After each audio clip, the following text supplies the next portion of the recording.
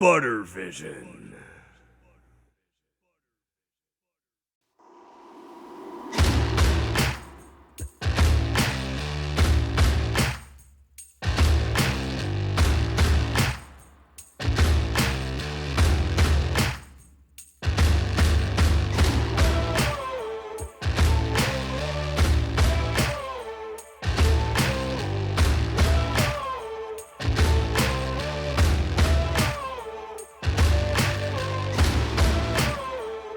Hello and thanks for stopping by Unsportsmanlike Conduct, the show with a bunch of handsome men's arguing about sports. On today's episode, Kamau Talbott, David Goodman, Danny Fairman, BJ Vincent, and Alemoru.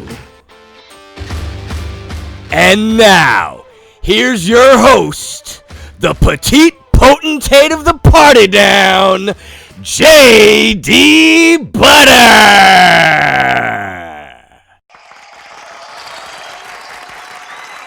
Right. All right, we're back. Thank you. All right, let me turn this off. What up, y'all? It's your man J.D. Butter back for another episode of Unsportsmanlike Conduct. Let's get our guys right in the room right now. Our group of handsome men. Let's go to our waiting room. All right, first up, we got hailing from the city of brotherly love, but now raising Valley girls in Southern California. He has been called the Doctor of General Knowledge, a disciple of John Chaney and Dick Vermeil. His first fantasy football draft was all the way back in 1983, and his first quarterback was Len Dickey. Let me hear you clap for my dude, David Goodman. Let's get Mr. David Goodman in the house, ladies and germs. How about it? There he is. Actually, let's give him a little love, ladies and gentlemen. Come on. David Goodman, ladies and gentlemen. All right. How's it going out there in the valley, Dave? The sandwiches are good. The pastrami is delicious today. I would recommend a side of coleslaw. And there's no line here at Murray's Deli. No line whatsoever. All right. All good things to know. All right, now David, of course, I've known for this entire century so far. We worked on a little thing together called Gang Tapes back in the day. If you haven't seen it, check it out. It's a movie. You can find it out there somewhere. It's a hidden gem. I mean, would you agree, David? It's kind of like a cult classic, if you will. It is a cult classic. You Google it. Everybody's on YouTube. It was on Netflix.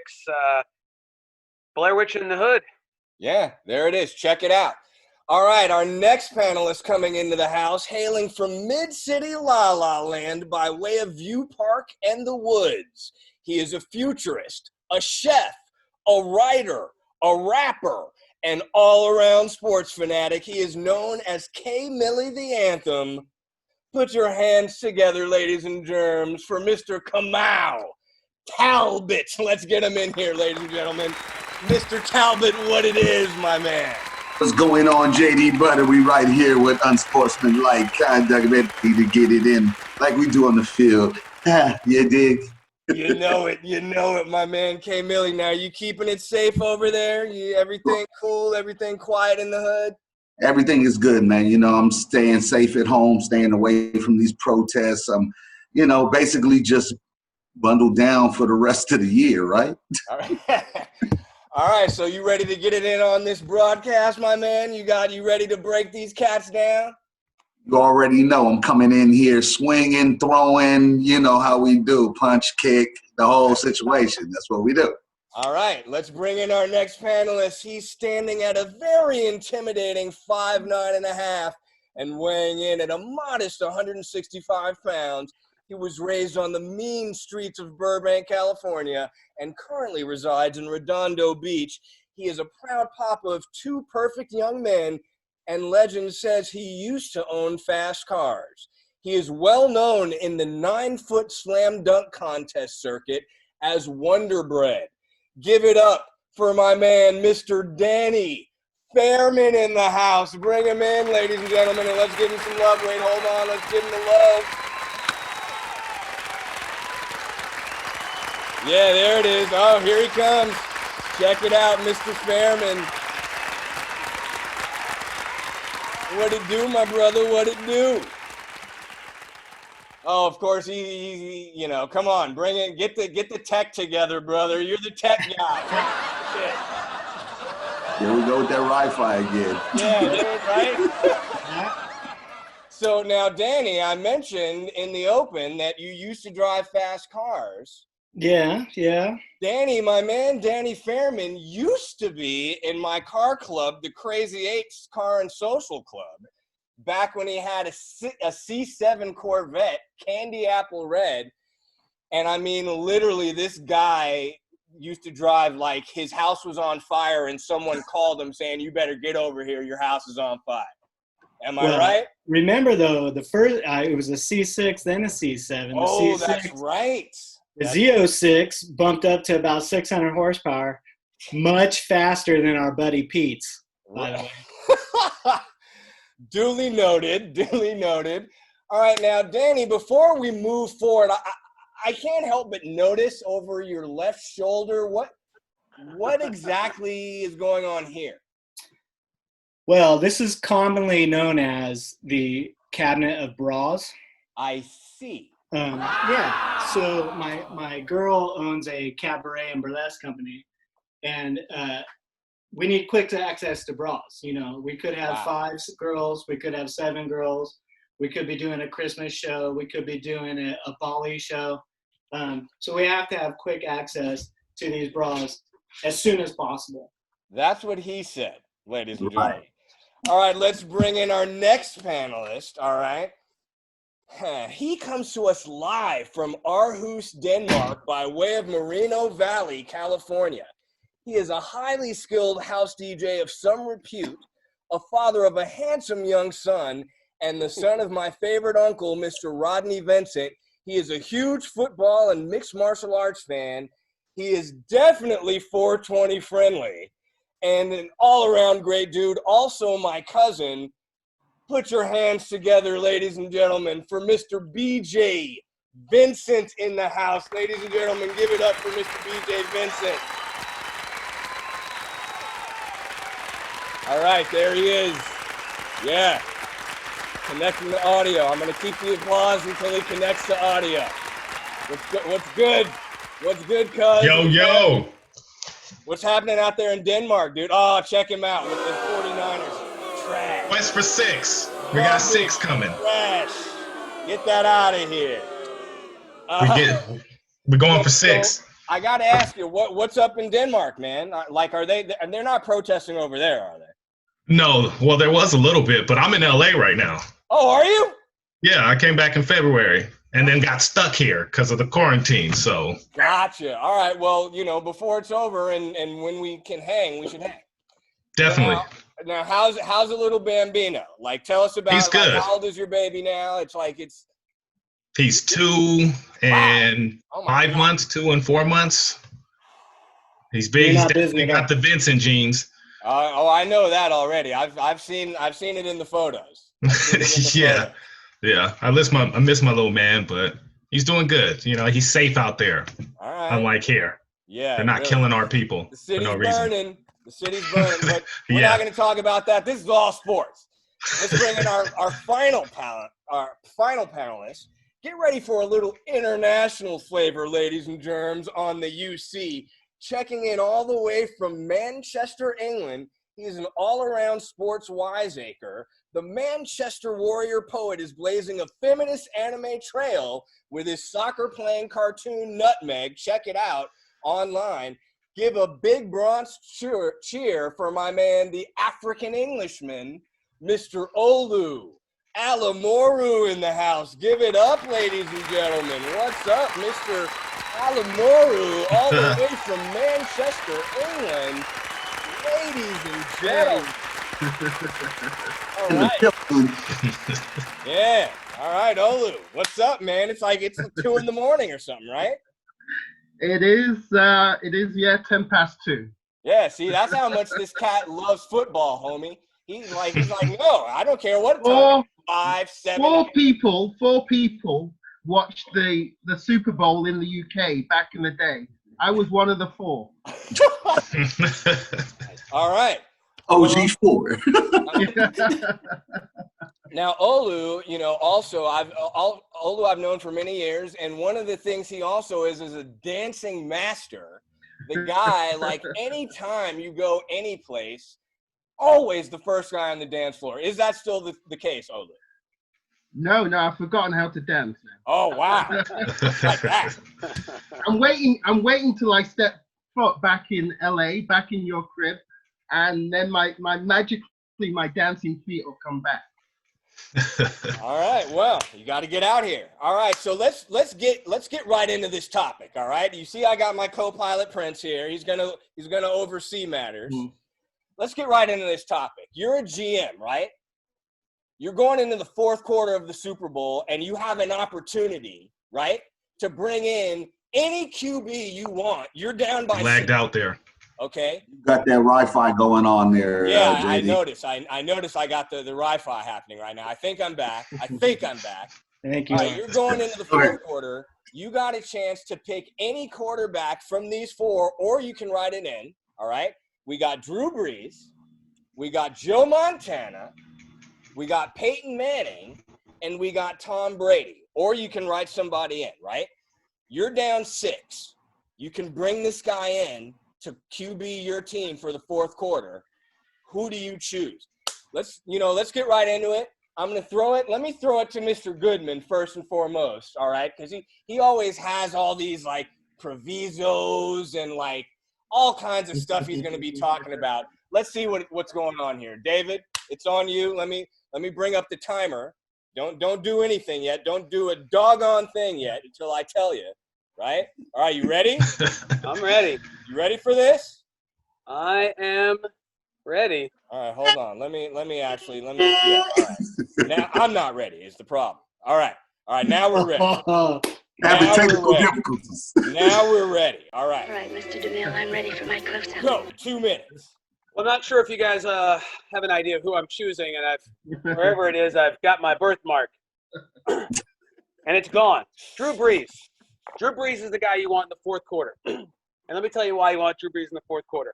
No QB in the history of football has had more great drives, games, and seasons go to waste than Drew Brees. All right? You guys can root for all these other guys. Have you ever watched a Saints game in the last, whatever he's been, 15 years since came over from the Chargers? Have they ever had a great defense? Even when they won the Super Bowl, did they have a great defense? Let me tell you something right now. Game-winning drives in the history of the NFL. Manning, 54. Brees, 50. Marino, we already talked about Marino, 47. Brady, 45. And, oh, by the way, our friend Montana tied for 21st at 28, all right? So Manning's got more game-winning drives than Brees. Okay, 4th quarter comebacks. Manning, 43. Brady, 36. Brees, 35, all right? Doesn't sound so good for Brees.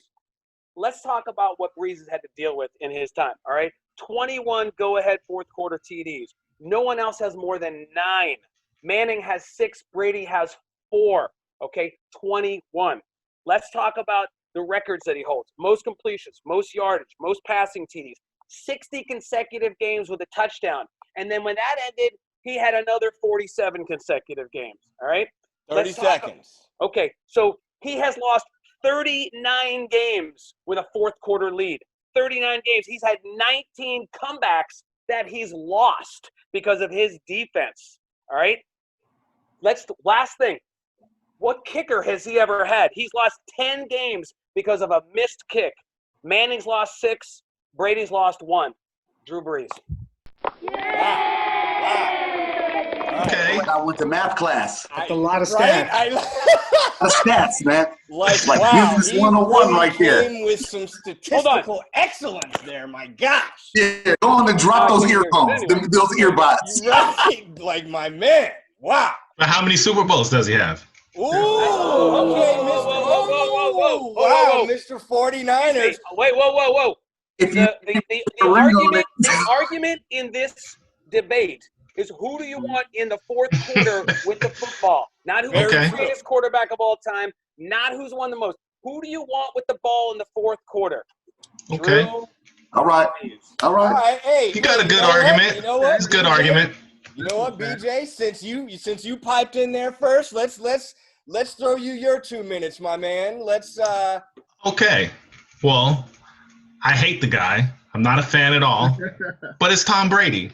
And all you have to say is what'd he do to Atlanta in the Super Bowl with the lights in his face? What did he do? Wow. Put up 30-something points in the fourth quarter. I mean, come on. Is that it? Now, when Joe Montana played, it was a different type of game. See, now it's made for quarterbacks to play. I'm just saying. I'm saying the way the NFL is now for the last 10 years, it's made for quarterbacks to shine. When Joe Montana played, he got roughed up. It wasn't no pity-pack league. But the reason why I give it to Tom Brady is because Joe Montana was throwing it to the greatest receiver of all time. But it was only one receiver. Come on. You know what I mean? Yeah, but it's Jerry Rice, though. But Brady had how many people? Let's name like 10 people on his passing staff. Hold on. Let him finish. But none of them were top 10 receivers. None of them top 10 receivers. But unfortunately, I have to give it to Tom Brady. You throw something up to Gronkowski, he's catching it. Well, big slow, yeah. I mean, big slow, right? Big slow, yeah. I mean, right, that's not Jerry Rice. That's not Jerry Rice. Just Tom Brady. I'm sorry. You have to give it to him. He's won 6 Super Bowls. He has the biggest comeback in Super Bowl history against the Atlanta Falcons. That was impressive. That's game. But it's the most important game. One game. Still, it's the most important. You know why LeBron's not better than Jordan? Because he can't make that clutch shot. You're right. I'm sorry. Nick Foles is the best quarterback in the history of the NFL. No. Wait a minute. Yeah, Philly. I'm going to have me break out two arguments against that. We're going to have me break out Troy Aikman. I mean, that argument says Nick Foles is the best quarterback in the history of football. No. All right, you got 5 seconds. 2 seconds. Tom Brady. I have to give it to him. All right. That's good. All right. Sounds good. All right. So we now heard from a couple of you, and KB, you seem to really you got to get your edgewise in. So we're gonna throw it to you, my brother. Let me start the clock. Oh, look at this fool turning his hat backwards with his COVID beard, that thick COVID beard up in there. Probably got a ham hock up in that piece too. Already know, man. I got a couple of back. No, that's too soon. But anyway, go ahead. All right. It's on you, my brother. 2 minutes. All right. Here we go. So, who better than Mr. Joe Cool, right? Joey Montana, right? Going back. What is his nickname? What is his nickname? Joe the Cool. Kid. Okay? That's true. The guy has fourth quarter comeback. Let's go all the way back to Notre Dame, right? The man comes back in the second half to put Joe Montana as a name on the map, period, right? Then we get to the NFL. He takes down Marino. He takes down Elway. Come on now. The only thing as far as Brady is concerned is that Brady had a well put together organization.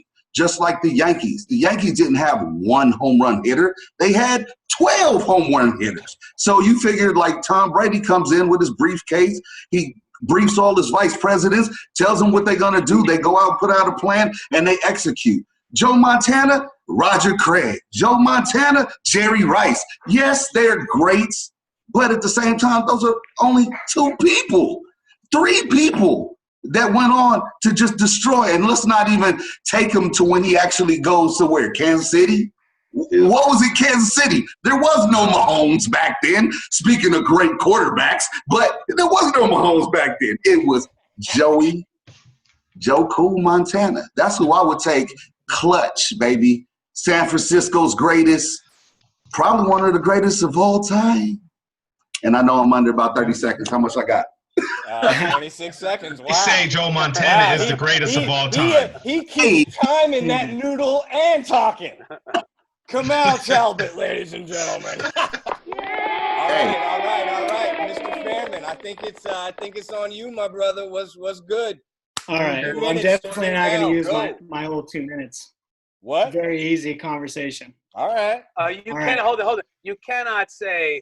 Oh no, I'm like. Who won your Super Bowl? Why don't you just let me talk? How about that?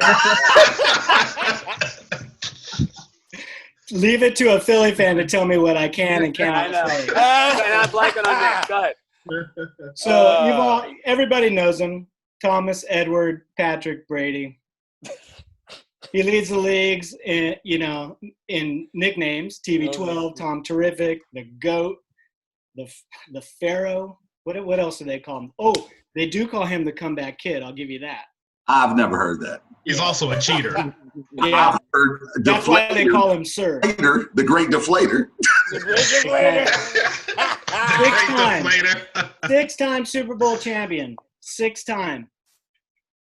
Small Can hands. only be outdone by the man who's beat him twice, Eli Manning.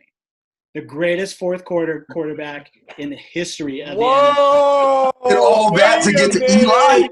This kid doesn't even suit up. Oh my God! I'm done. This is over. Oh my God! Cut it off. Cut it off. Cut it off. Just cut it off. He didn't suit up till the fourth quarter. Oh. He's the only cat to beat the greatest quarterback of all time twice. Both times in the fourth quarter. Let's take you back to 2007 when he beat Tony Romo, the only quarterback to have 100 rating in the playoffs. Romo was a bum. Then he beat a little. What was that other guy's name? Kind of has one of these, little gray beard, Brett Favre. Yeah. 10 in seconds. The snow, in the frozen tundra. 10 seconds. Then he comes back and beats Tom Terrific.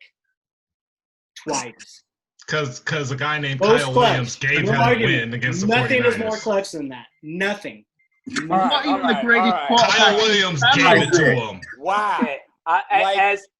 Hold on. And by the way, I thought you were going to go for Hostetler. That's where I thought you were going. Anyway. Kerry Collins before Hostetler. Right, yeah. As a guy who has seen a lot of Manning's games, the wind blows him down. Exactly. Hold on, David. That's why he's so. He is the lesser brother. Hold on. He is definitely the lesser brother. Check it out. Like, before we throw to Olu, I'm stupefied by first of all how he set us up though.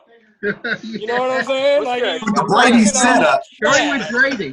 To like bring it around, there was like some strategic basis to how he went about it. He's destroyed the greatest of all time twice. I'm gonna remember this on future shows, homie. I know what I'm dealing with. Prince to beat the king. So you know what? Real quick, if we're doing write-ins, I'm gonna say Patrick Mahomes because what he did this year. Too new. I mean, look what he did. You gotta know. 3 games in a row in the playoffs in his third year. Forget it. Garoppolo's more clutch in the fourth quarter than he is. Let's stay on track here. Let's stay on track. You already gave your. You can do this in the book. Olu, my man, the African Englishman. I mean, you've heard some craziness thus far. And some more solid stuff. Let's hear what the African Englishman is talking about. You got 2 minutes starting now, my man. Okay. Bring it on. Okay, just piggybacking on the point my bro made there. If we're having this discussion in 10 years' time, when it'll be either President AOC or President Kim Kardashian probably is going to be the guy. But for now, what I'll say is, like, in terms of fourth quarter comebacks, and it's been really fun that I've gone back and watched some of these great games. Elway's the drive is, I remember it vividly. Watching it, it was amazing. Peyton Manning's 21-minute fourth quarter comeback against the Buccaneers when they were Super Bowl champs is sublime. And of course, Joe Montana came back against the San Diego Chargers. But even though I am genetically predisposed to hate the Patriots and New England, Wow. I have to go for Tom Brady. Wow. Okay. The Atlanta Falcons demolition was absolutely poetry in motion. The one inch pass that he missed on that, and that was a wonderful, wonderful save by Danny Amendola, where he literally caught the ball off his fingertips. But it was so relentless, and I was so rooting for Atlanta, but I still knew that with the ball in Brady's hands, he was going to march them down, tie the game, and then win it. And I really do think Atlanta blew it. But when you have that guy with the ball under pressure, I mean, there's no more pressure than the Super Bowl. And I hate to say it, but it's got to be Tom Brady. So I feel the same. My case. I feel the same way. All right, now so hold on. I can't stand Tom Brady, Mr. Cheat and Deflate. This is interesting. Let me do a quick sum up here. This is fascinating. And one thing I will say, because he did it in the Super Bowl also and had a bazooka of an arm and a great career, I'm a little bit surprised no one has talked about Mr. Elway.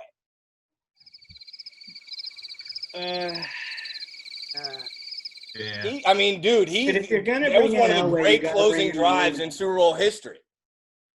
Oh yeah, no, the drive is brilliant. Yeah, I mean, I just think, you know, Brady would shade it. I mean, in terms of stats, like my friend said, Peyton Manning has the most fourth quarter comeback. Right. So by stats, it's Manning, the other brother. Yeah, stats isn't always everything. All right, so that's where we stand right now. So let's get into the rebuttals. If any of you cats heard some stuff that you would like to double back around on, we'll give you an additional minute to do it. You don't have to take it. You don't have to take it. What's that? It's Tom Brady. Yeah, I'd like to start. So all right, hold on. Let me get the clock ready. All right, Danny Fairman, you want to start? You get to start. Punk, yeah. What's up? All right. So first of all, Olu, thank you for making my argument for me. That cuts my time. So Tom's had, I was looking up the stats. Tom's played in 265 games, and he's only had the opportunity to come back in the fourth quarter like 20% of the time. So his success rate is about 24% on fourth quarter comebacks. So this is the argument, is the fourth quarter. Who do you want? Right. So I remove him completely from this argument. Wow. He doesn't have enough fourth quarter comeback experience. Wow. Now he has the biggest fourth quarter comeback ever. Peyton on the other hand, 10 seconds. He's had 122 opportunities to come back.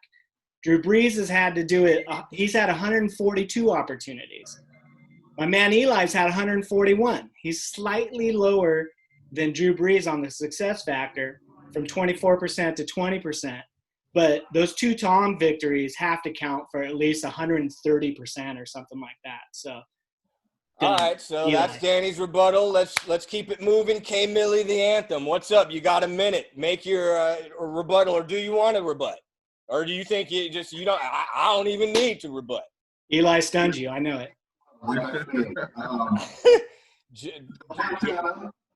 Joe Montana, and how does he rank Danny on those particular? Way down the list. He's not even top 20 of all time. Yeah, he's actually Joe Montana is 15th on this list of fourth quarter comebacks. Just below Eli. Let me see. Actually, let me see where Eli is. Eli is number 13. And actually, at the end of this, I'll kind of read down this list, but let's keep it moving. You still got 30 seconds, Kamau. You want to use it? You're done? You're good? All right, cool. It's like that? All right, cool. Well, I'd like to. BJ, bring it. You need the minute? You want to rebut? Or are you good? I will say Joe Montana overall is better than Tom Brady, but when it comes to fourth quarter, you can't outdo that Atlanta game. It's the biggest comeback ever in Super Bowl history with the lights in your face. It is one, but it's the biggest comeback in Super Bowl history. That's and that only is Super Bowl. That is the. That's when it counts. Who cares if you did it week 2 and didn't make the playoffs? Who gives a damn? Make playoffs because you didn't make that fourth quarter. It does make a difference.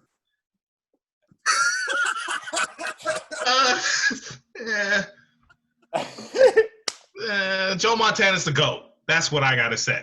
But Tom Brady, fourth quarter, end of the day, I have to pick him. All right. I like it. All right. David Goodman, you need the minute? Guys, you want the minute? You good? Oh, this is easy. This is so easy. Okay. All of these guys are Hall of Fame quarterbacks. They're all great quarterbacks, even Eli Manning. No. He's a Are great. you saying he's a Hall of He's a Famer? great quarter of a quarterback. Are you saying He's not Eli a Hall of Manning is a Famer. Hall of Eli Famer? Manning, however you want to dissect, he's going to be a Hall of Fame quarterback. The guy He won will 2 be. Super Bowls. I don't think he should be, but he will be. That's not the argument here. I got a minute. Okay. They're all great quarterbacks. They've all made great comebacks. They've all had their moments. This guy, I don't know how to point at him. This guy, he hasn't had anything. He hasn't had the Hall of Fame kicker. He hasn't had the Hall of Fame defense. He hasn't had running backs. What running backs has he had? What receivers has he had? Yeah, Mark Over Ingram. the last 15 years. Kamara, 2 years. Listen, he has, and think about all the fourth quarter comebacks that he's had, and his defense has let him down. When you want the ball, that guy makes a play, and all I got to say is, kapow. What do you do against the Falcons? Or wait, what did he do to Minnesota this last season? Excuse me, he's had 19 years. You can say that about any quarterback. Tom Brady did it 2 years ago at what, 18 years? By the way, Peyton Manning has all those victories above Tom Brady in 2 less years. Right. And no one here is even talking about Peyton Manning. That's another one. The wrong Manning. Nobody talking about Aaron Rodgers? And Aaron Rodgers. Actually, you know what? I'd take Aaron Rodgers over Tom Brady. I forgot about him. This I turn forgot. coat. This easily swayed.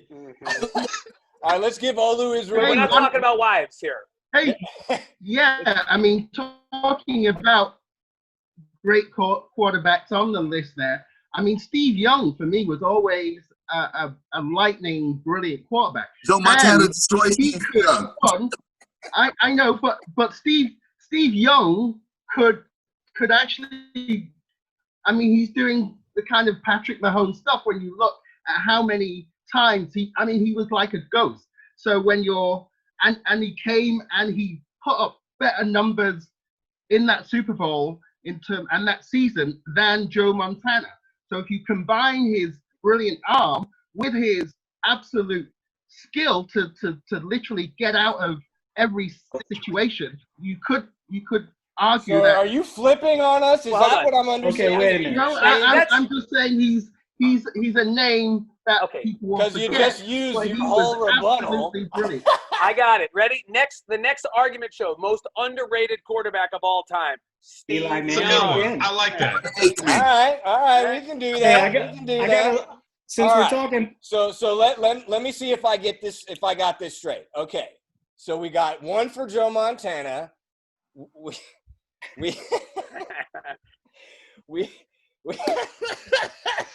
I count as 2. We have one for Eli Manning, right? Yeah.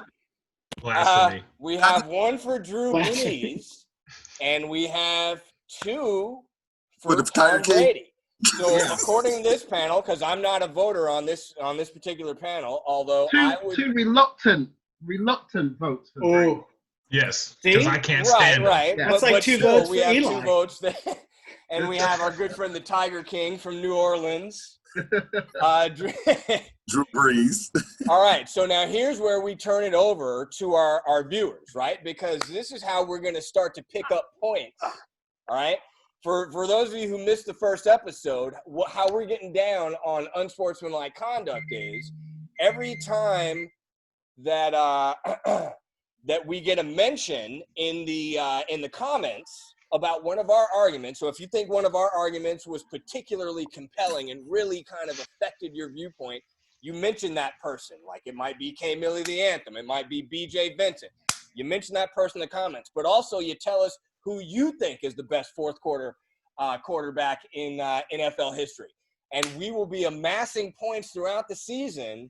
And at the end of the season, somebody's getting punished by the winner. There's going to be one winner, and he's going to get to punish the 3 bottom feeders. The 3 lowest point totals will get a sports-based punishment, which will be decided. We're, of course, aping my favorite show, Impractical Jokers, with the punishment idiom. But, yeah, that's what we're doing. So, viewers, we want you to let your voice be heard on unsportsmanlike conduct, right? So, gentlemen, good show, my friends. Good show. Viewers, make sure to like and subscribe to our fine program here. For all of our esteemed panelists today, Kamau, Talbott, Mr. Danny Fairman, BJ Vincent, my man David Goodman, and the African Englishman, Olu Alemoru. I am your man, JD Butter. Tune in next week for another episode of Unsportsmanlike Conduct. Until then, peace. Let's go 49ers. Eli.